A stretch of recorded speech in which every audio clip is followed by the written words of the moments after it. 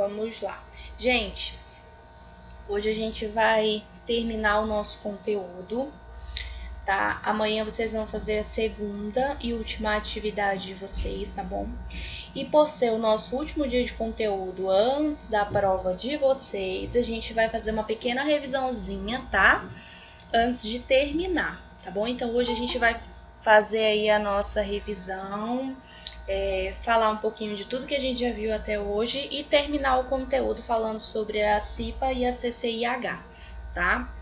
Então a gente vai começar falando o que a gente viu aí na primeira aula, né? Falando sobre o que é a segurança do trabalho, né? Que a gente também pode denominar aí de segurança ocupacional, que vem a ser aí, né? Promover a proteção dos trabalhadores no seu local de trabalho, né?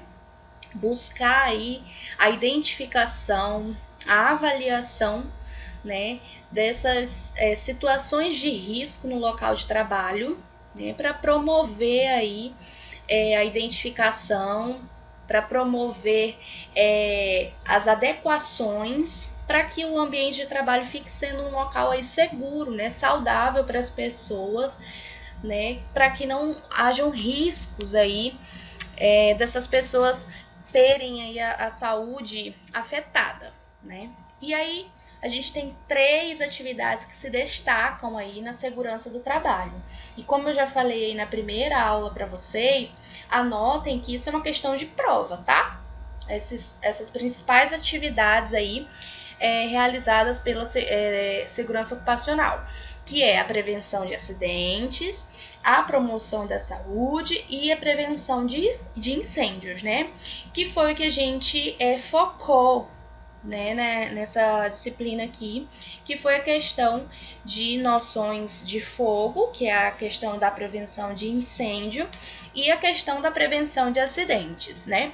A promoção da saúde é uma questão aí que a gente vai focar bastante, né, em outras disciplinas, como, por exemplo, a de biossegurança, né, que é a promoção da saúde aí, que está inclusa na saúde e segurança do trabalho, mas que a gente vai ver bastante aí em biossegurança também, tá bom? Então, como a gente focou em noções de fogo, a gente viu basicamente isso, o que é o fogo, né, que é a libertação de luz e calor. A gente fez aí as atividades, muita gente já me entregou, mas vocês têm um prazo para entregar até quarta-feira, que é o dia da prova de vocês. Perdão.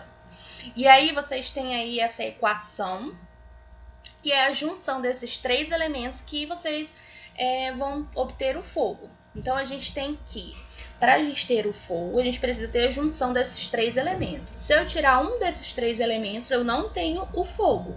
Então foque em mais uma questão de prova aí, é que eu tenho que saber o que cada elemento vai proporcionar para que eu gere o fogo.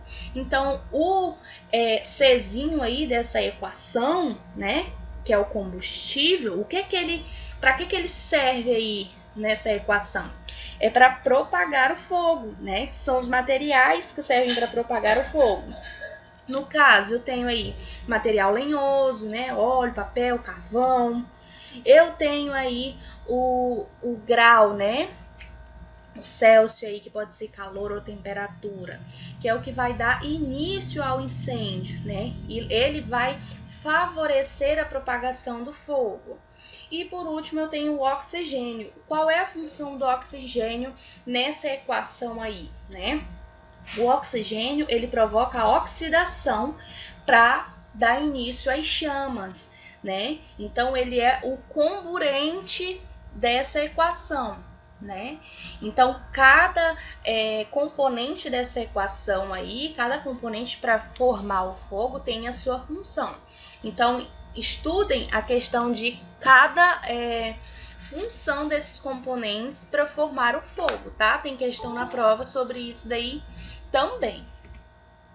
Aí nós vimos a questão de função da questão da propagação do fogo, né?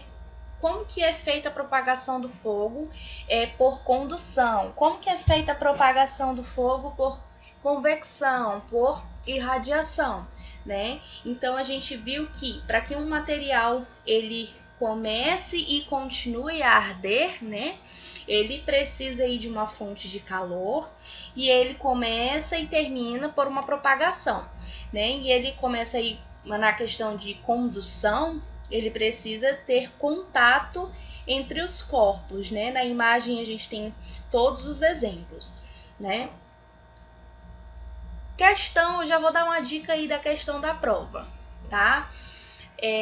Vou dar um exemplo e aí você vai ter que dizer por que tipo de propagação é aquele exemplo que eu dei. Pronto, já tô dizendo como é que vai ser a questão da prova. Então, estudem cada forma de propagação do fogo, tá? Como que vai ser, a prova vai ser desta maneira, tá? Então, contato direto, onde o material tem que estar encostadinho no outro.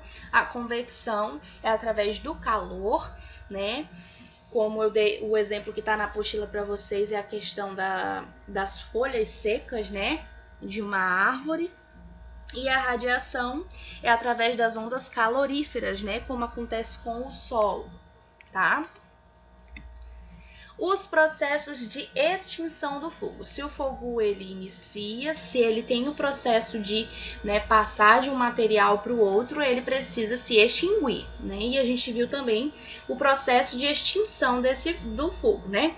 Então a gente tem o processo aí de dispersão, abafamento, arrefecimento e inibição, né? Então a gente tem que aí dispersão, eu posso igualar com separação. Então, quando eu falo que eu vou extinguir o fogo por dispersão, eu posso estar comparando por separação dos materiais que estão pegando fogo, tá?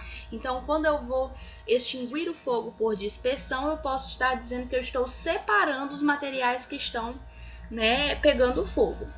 Por abafamento, eu vou estar aí reduzindo o oxigênio, que está aí envolto nessa combustão, tá? Por arrefecimento, é a questão de diminuir a temperatura naquela combustão, tá? E a inibição é a ação que vai aí inibir, que vai impedir a formação da chama, tá? Também tem questão sobre isso na prova. Tá todo mundo me ouvindo, todo mundo vendo o slide e entendendo o que eu tô falando? Sim. Sim. Então tá, essa é a nossa pequena revisão para a prova, tá bom? Então prestem atenção, tá sendo gravado e eu vou mandar para vocês também. Aí a gente viu também os principais agentes extintores do fogo, né? Que a gente tem as formas aí pra gente poder acabar com o fogo. A água a gente viu que é aí universal, a gente tem em qualquer lugar, né? Mas a gente viu também que a água é melhor a gente usar para acabar com o fogo, né? Geralmente de materiais sólidos, né? E para acabar com o fogo de natureza orgânica, tipo madeira, carvão, papel, quando o fogo for desse tipo, de natureza aí. Quando o fogo for outros tipos de material, óleo, outra coisa assim, quando for dentro de uma indústria, de uma clínica, outros tipos de materiais, indicado, vamos dizer assim, que a gente extinga o fogo de outras maneiras, né? E aí a gente vai utilizar os extintores, onde a gente tem aí as espumas, anidrido carbônico, os álons, que aí a gente vai ter essas substâncias dentro dos extintores, tá? E cada uma delas atua de uma forma. Por exemplo, a espuma, ela atua por arrefecimento, que é a diminuição da temperatura. O anidrido carbônico é formando uma neve carbônica, né? O álon é um produto químico. Então, cada uma dessas substâncias vai agir de uma forma diferente, né? Mas todas elas vão estar contidas dentro de um extintor, tá? Tanto que eu dei o exemplo para vocês da questão de uma panela pegando fogo com óleo, de como que a gente vai apagar o fogo da panela. Lembra que a gente estava falando agora, por exemplo, que a água, a gente apaga o fogo, é universal. Só que nessa questão, por exemplo, é óleo que está pegando fogo. Então é por isso que a gente fala, tá, a água apaga o fogo, é universal. Só que a gente tem que ver que a gente utiliza a água para apagar o fogo de materiais orgânicos, né? Então, mais para materiais tipo papel, madeira, né? De origem assim, da natureza, tá? Que é mais seguro. O óleo de cozinha, por exemplo, a gente já não utiliza, que aí vai causar uma explosão, como a gente já conversou na primeira aula, tá? E aí a gente já foi falar sobre a questão da avaliação do fogo, né? Como que a gente faz aí num momento, né, de emergência? Nós temos aí 3 fases, né, de ação, vamos dizer assim, do que a gente deve fazer. Tem questão sobre isso na prova também, tá? O que a gente deve fazer? Primeiro, avaliar aí os fatos, né? Analisar as condições, observar, né? Da onde vem a fumaça, aonde que tá pegando fogo. Então, o primeiro passo é análise. O segundo passo é a nossa linha de ação, né? Eu vou calcular o que a gente pode fazer para amenizar a situação. E isso, como eu já falei na primeira aula, não vai descartar a ajuda profissional, tá? Isso aqui é apenas para amenizar uma situação de emergência. Mas lembrando que a ajuda profissional ela deve ser chamada, tá? Não vai descartar a ajuda dos profissionais do Corpo de Bombeiros, tá? E o terceiro passo é a instrução, né? É a gente chamar a ajuda das pessoas que a gente tem disponível para tentar amenizar a situação. Então, são 3 passos. Lembrem-se, né, desses 3 passos. O que a gente faz primeiro? Analisa, traça a linha de ação e depois instrui as pessoas, né, que a gente tem para nos ajudar aí do que vai ser feito, tá? E os 6 pontos criteriosos para a gente formar essa linha de ação e fazer. Quais são? Comportamento do fogo, né? Avaliar a questão da direção do vento, direção do fogo, velocidade de ambos, tá? O tamanho da área queimada, variações esperadas, tá? Segurança das pessoas, ameaça à propriedade, os recursos que vocês têm disponíveis para poder estar fazendo esse trabalho, calcular as probabilidades de vocês terem sucesso na realização desse trabalho ou não e fazer o plano de execução de controle, tá? Aí a gente começou a falar de EPI e EPC, né? Foi o primeiro momento que a gente começou a falar de equipamentos de proteção. A gente viu que EPI significa equipamento de proteção individual e EPC é o equipamento de proteção coletiva. E entendemos que equipamento de proteção individual é um tipo de equipamento, né, ou um dispositivo que vai garantir a vida ou vai reduzir a exposição, né, de forma individual do trabalhador, ou seja, ele é produzido aí, né, de acordo com o trabalho que o profissional vai realizar, tá? O equipamento de proteção coletiva, ele pode não ser de fato um equipamento, mas pode ser uma medida de proteção, tá? Então, o EPC, ele pode não ser um equipamento em si, mas uma medida está inclusa aí dentro dos equipamentos de proteção, como, por exemplo, os cones, né, de sinalização, uma cerca, as placas de sinalização, tudo isso está incluso dentro dos equipamentos de proteção coletiva. Tudo que for para proteger as pessoas que não têm conhecimento sobre aquela área, sobre o trabalho que é realizado naquela área e que podem estar correndo risco, está incluso dentro desse material aí de equipamento de proteção coletiva. Entenderam? Sim. Ok. Sim. Então, não precisa ser um equipamento em si. Foi uma medida protetiva, tá incluso aí, tá? E se eu preciso de um equipamento, é porque eu corro um risco, né? Então, a gente viu aí a questão da diferença entre risco e perigo, né? Então, a gente viu que o risco é a probabilidade ou a chance de morte, né? Ou de lesão. E o perigo é a condição ou conjunto de circunstâncias, né, que tem o potencial de causar ou contribuir para essa lesão ou para a morte, né? Então, melhorando aí esse conceito, a gente tem aí que o risco é a probabilidade de algo acontecer e o perigo são as condições que vão contribuir para esse risco acontecer. Então é o exemplo que tem lá para vocês. Atravessar a rua já é um risco, né? Mas atravessar a rua fora da faixa de segurança vai aumentar, tá? Então esse é o balanço de risco e perigo.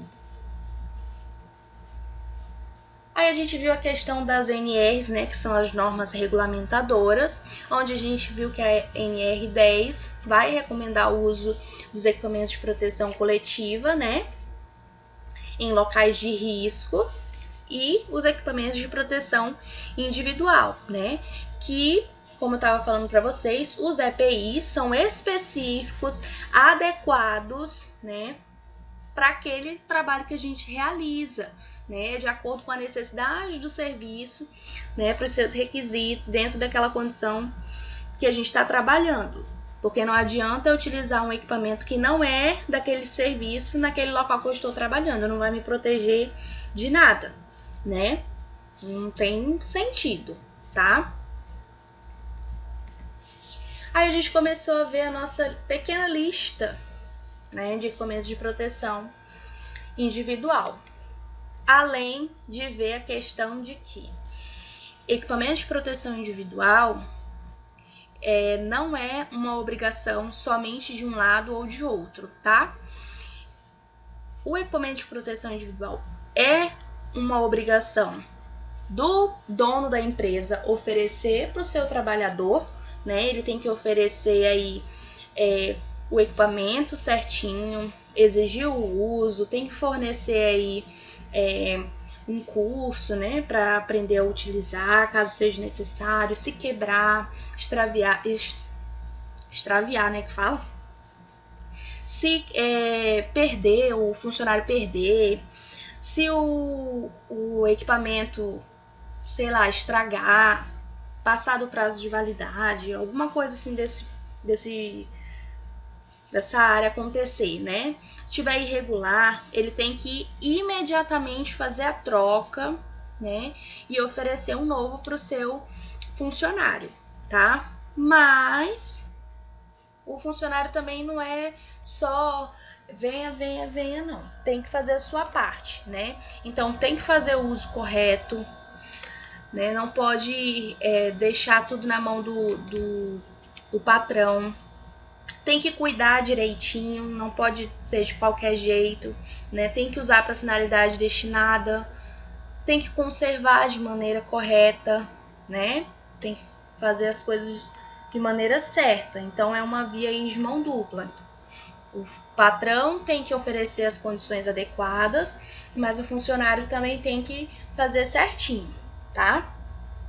E aí a lista de equipamentos de proteção, para vocês estudarem para a prova, acho que isso é a parte mais fácil que vai ter, né? Eu vou pedir alguns exemplos, vou escolher uma parte aí do corpo para vocês estarem me dando um exemplo de equipamento de proteção, tá? E a gente viu várias, né? E uma dica que eu tenho para vocês sempre lembrarem de tipos de equipamentos de proteção é que geralmente é o mesmo, né? A gente vai ter os mesmos para toda a parte do corpo. O que vai diferenciar é apenas para que tipo de área que vai ser. Por exemplo, para a cabeça, geralmente é capacete. O que vai diferenciar é para que área, né, para que tipo de trabalho que vai ser. Se é para engenharia, né, é contra impacto, né? Se é para, por exemplo, motoboy, já é um outro modelo de capacete, também é contra impacto, mas é um modelo diferente. Se for para proteção dos olhos, né, se é na área da radiologia, é contra radiação, né? Se é na área da enfermagem, é contra, como que a gente chama? Resíduos, né? Contra, não é resíduos na verdade o nome, fugiu a palavra, mas é contra sangue, pruridos, né? Se for a proteção do tronco, aí vai variar. É contra a temperatura? É contra resíduos? Então, vocês vão pegando aí a dica de quando eu pedir os exemplos, por exemplo, se for para o tronco, aí você vai colocar somente para que área que é, né? Então, basicamente, todos vão ser o mesmo, só vai ter essa variação de que para que tipo de área que ele vai ser utilizado, que aí o material desse EPI vai sendo modificado, tá? Aí a gente falou sobre acidentes de trabalho, né? Que o acidente de trabalho é aquele que pode ser ocorrido no local de trabalho, né? Ou até mesmo no caminho de casa para o trabalho ou do trabalho para casa, né? Então, se você está indo para o seu trabalho e acontece um acidente, ele ainda é considerado um acidente de trabalho, tá? Então, se ocorre acidentes, né, no trabalho ou indo para o trabalho, é porque existem razões para se prevenir, né? E existe aí essa questão de nós temos duas razões, né, para se prevenir. A gente tem a condição insegura no ambiente de trabalho e os atos inseguros ou as falhas humanas, tá? Então, a condição insegura no ambiente de trabalho é a questão de ter essa questão de poder avaliar o ambiente de trabalho, né? Ver se não tem vazamentos. A gente falou bastante sobre isso, ar-condicionados tendo manutenção, né? Pessoas que têm rinite, problemas respiratórios, para não ficar com problemas de asma e tudo mais, tá? Produtos tóxicos, sem cuidado especial, mal armazenado. Então, tudo isso tem que ser avaliado no ambiente de trabalho. Quem faz isso, geralmente, além de todo mundo ter que prestar atenção no seu trabalho, é a galera que participa da CIPA, que a gente vai ver mais no finalzinho, tá? Daqui a pouco. Já as falhas humanas foi o que a gente falou bastante, que é classificada nesses três tipos, tá? Negligência, incompetência e imperícia. A gente falou bastante sobre isso daí. Onde a negligência vai ser a falta de atenção e o uso de equipamentos inadequados quando a gente vai fazer um serviço, né? Quando a gente vai fazer alguma coisa. Então, a falta de atenção é considerado como negligência. A incompetência é quando a gente tem falta de conhecimento quando vai fazer alguma coisa, tá? E a imperícia é quando a gente vai fazer um trabalho de maneira incorreta, um trabalho que a gente está habilitado a fazer, tá? Então, eu sei fazer aquele trabalho, né? Eu sou habilitado para fazer aquele trabalho, mas eu não faço ele de maneira correta. Então, isso daí está classificado como imperícia, é uma falha humana, tá? Então, nós temos aí dois atos inseguros, né? E aí, dentro deles, nós temos essas três classificações, três falhas humanas: negligência, incompetência e imperícia. Todo mundo aí ainda? Estamos ouvindo, Sim. professora. Estamos aqui. Ok. Estamos terminando. E aí a gente viu os riscos ambientais, né? Os fatores de risco. A gente viu 3, tá? Lembrando que não são só esses 3, nós temos mais, só que a gente vai ver de novo isso daí. A gente tem muita matéria pela frente para ver de novo esses riscos e fatores de risco, tá? Nós vimos os fatores, né, químicos, físicos e os biológicos, tá?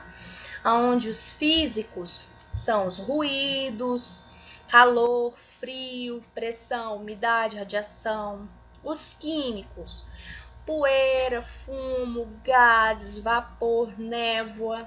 E os biológicos são aqueles, né, que a gente vai estar exposto aí quando for por fungos, vírus, bactérias, parasitas, né? E a gente vai estar principalmente exposto a esses aí, tá?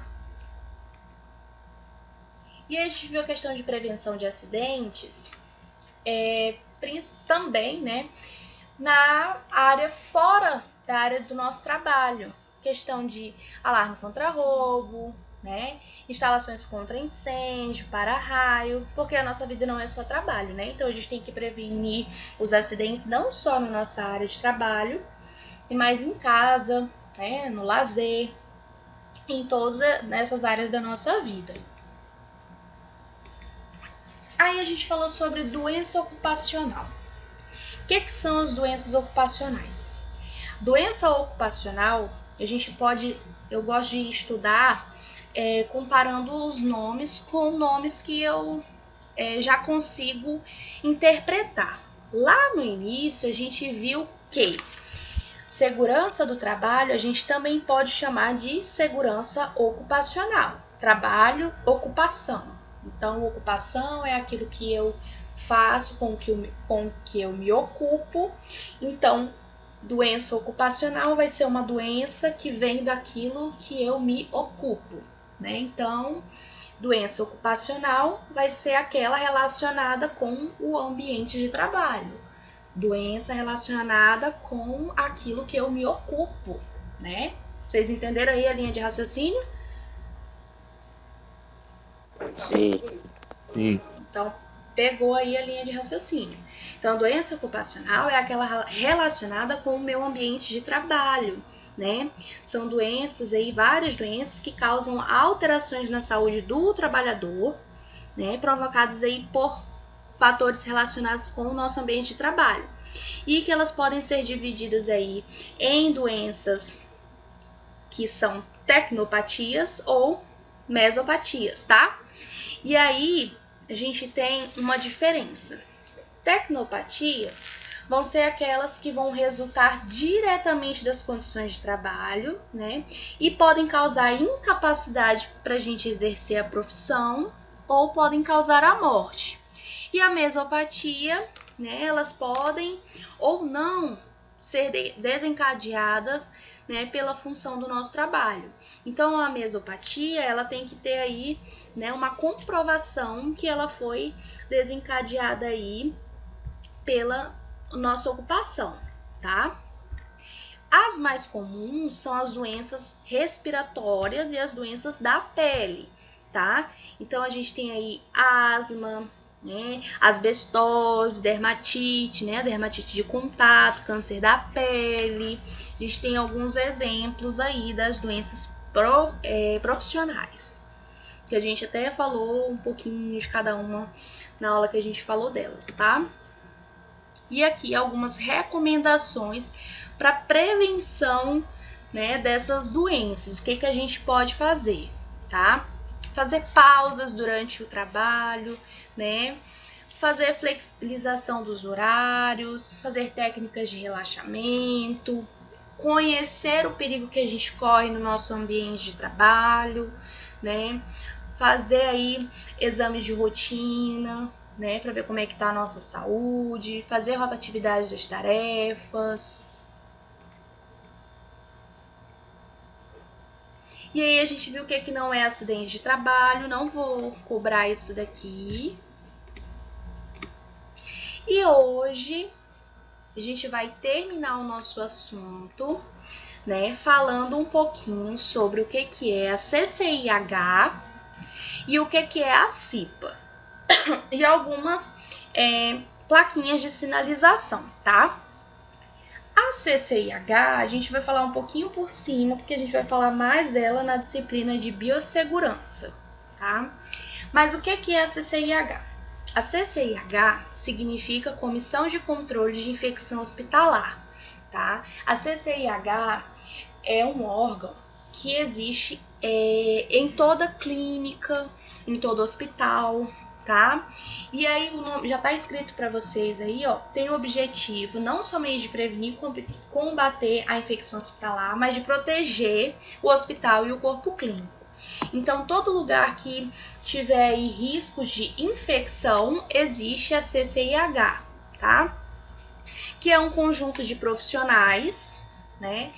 Vão ser aí pessoas da área da enfermagem, biomédicos, médico-infectologistas, né, que vão estar aí reunidos buscando medidas preventivas, tá, para prevenir e para eliminar quando já tiver agentes infecciosos nos hospitais e nas clínicas. Então, eles previnem e quando não conseguem prevenir, quando ocorre, eles tentam eliminar esses agentes infecciosos, tá? E aí, por que a gente está falando deles? Porque além deles tem a CIPA. Às vezes a gente consegue confundir um pouquinho. A CCIH, quem participa é somente profissional da saúde, tá? Quem é o chefe? É o médico infectologista, porque é controle de infecção hospitalar. Quem que nomeia os participantes da CCIH? É o chefe geral do hospital. Então, todo hospital tem a pessoa responsável, né? Então, quem vai nomear o chefe da CCIH, o médico infectologista responsável por esse órgão, vai ser o dono do hospital, vamos dizer assim, né? O responsável pelo hospital vai nomear todos os participantes da CCIH e ele também vai fazer parte da CCIH, tá? Já a CIPA é a Comissão Interna de Prevenção de Acidentes. A CIPA ela não vai cuidar de infecção, ela vai cuidar de todos os tipos de acidente. Então a CIPA ela tá presente aí em todas as empresas, não importa se está mexendo com na área da saúde, vamos dizer assim, né? Pode ser uma empresa de arquitetura, no escritório, na engenharia, né? Numa floricultura. Então a CIPA é para prevenir acidente em geral, não importa a área que a gente desenvolva, tá?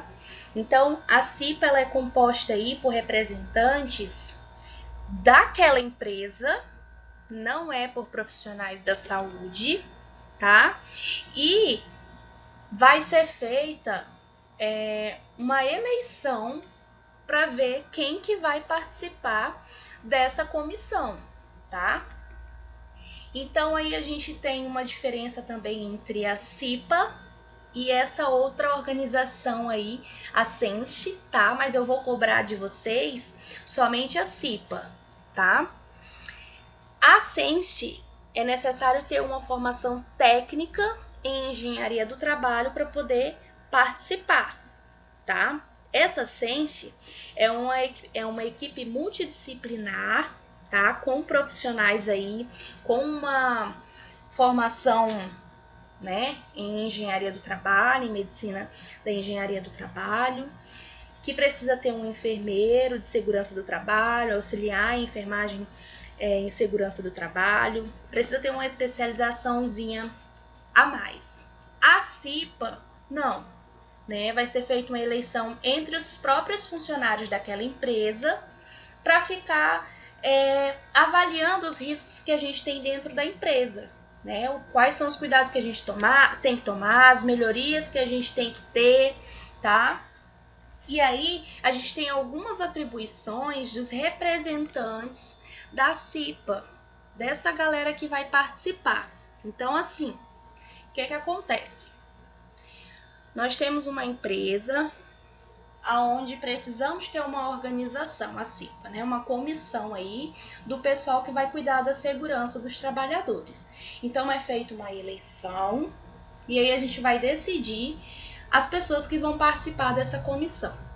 Essas pessoas vão ficar cuidando aí de divulgar, né, as informações relativas à segurança e à saúde do trabalhador, vão aí promover, né, as normas regulamentadoras, vão colaborar no desenvolvimento, né, na implementação dessas normas, vão promover anualmente, né, a prevenção do trabalho, vão fazer todo esse trabalho aí de segurança, tá? E quem participa da CIPA, por 2 anos fica assegurado que não pode ser demitido da empresa, tá? Então, é 2 ou é 3 anos. De vez em quando fica mudando aí a lei, só que assim, o funcionário que participa dessa comissão, ele não pode ser demitido, né? Ele tem um respaldo aí de que ele participa, ele é assíduo, então ele não pode ser demitido, tá? Então, ele é uma comissão aí constituída por funcionários, né? Por representantes que são indicados aí pelo empregador, né? Pelo dono da empresa. E aí os outros trabalhadores vão eleger, né? E aí eles vão trabalhar aí prevenindo os acidentes, essas doenças que podem decorrer aí do trabalho, para poder prevenir aí e promover a saúde dos trabalhadores. Vocês entenderam como é que funciona a CIPA? Sim. Tranquilo, né? Sim.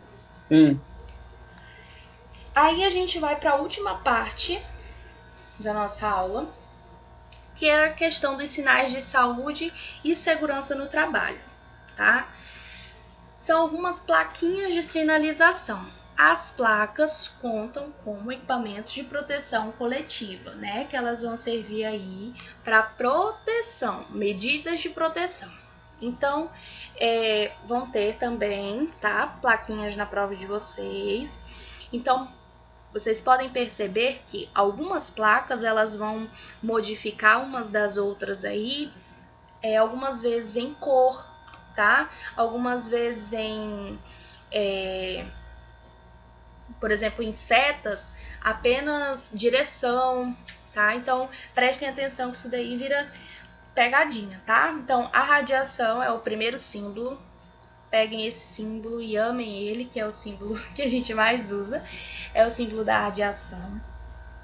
O segundo é o risco biológico. O terceiro é o símbolo utilizado pela CIPA, né? Que é o da segurança do trabalho.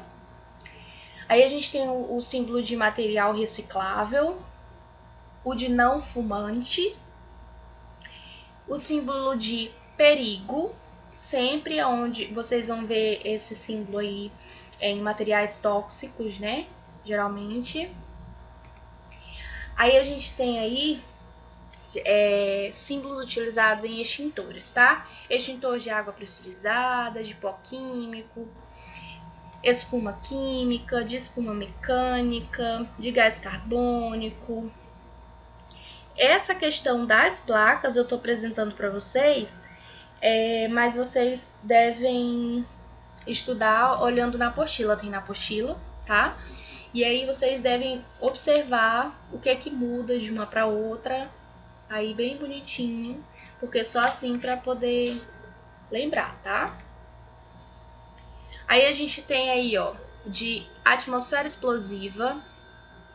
Esse que parece um floquinho de neve, já tá dando uma dica, né? Baixa temperatura, cargas suspensas, forte campo magnético, obstáculos ou locais perigosos, eletrocução, perigos vários, né? Perigos variados, queda com desnível.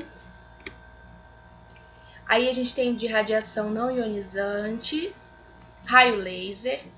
Aí a gente tem outra plaquinha que também pode ser utilizada como risco biológico, tá? É uma variação da placa de risco biológico. Substância comburente, substância corrosiva, né, que podem aí machucar, né? A gente tem até a imagem ali de uma mãozinha que está sendo corroída por uma substância. Substância explosiva, inflamável, nociva, movimentação de máquinas, substância tóxica e ali, ó, substância radioativa. E a questão de emergência. A questão de emergência, as plaquinhas verdinhas é direção aonde você deve ir, tá? Então, quando a gente vê verdinho, é onde a gente pode ir, o que a gente deve fazer, tá?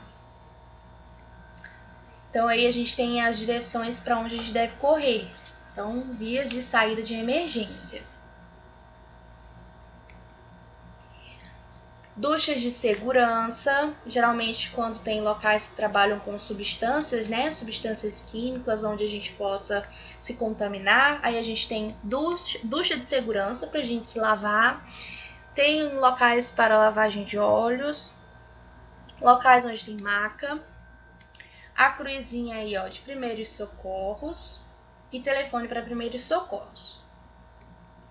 As plaquinhas vermelhas geralmente estão relacionadas com incêndio, né? Então aí, ó, incêndio, quando estiver tendo incêndio, as setinhas é direções para onde a gente deve seguir, né? Aí, ampulheta de incêndio, que são as mangueiras, né? Escada de incêndio, extintor e telefone, né? Destinados para a luta contra incêndio. E as plaquinhas de obrigação, né? Obrigações variadas.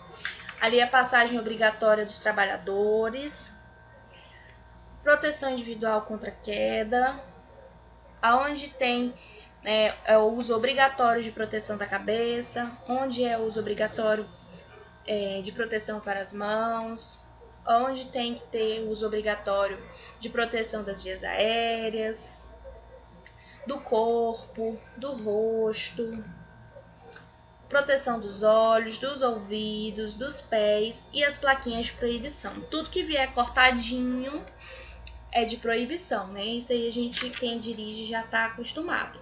Então, água não potável, não pode tocar, passagem proibida, veículos de carga não pode passar,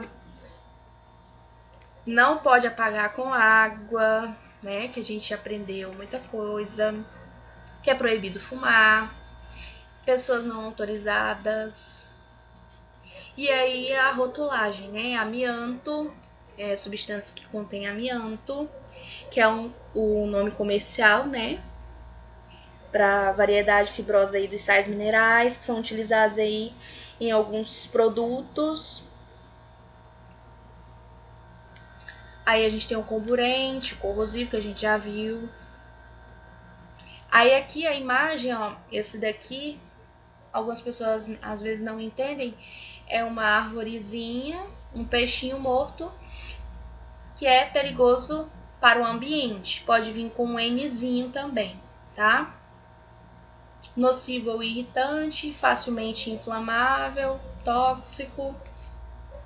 E é isto.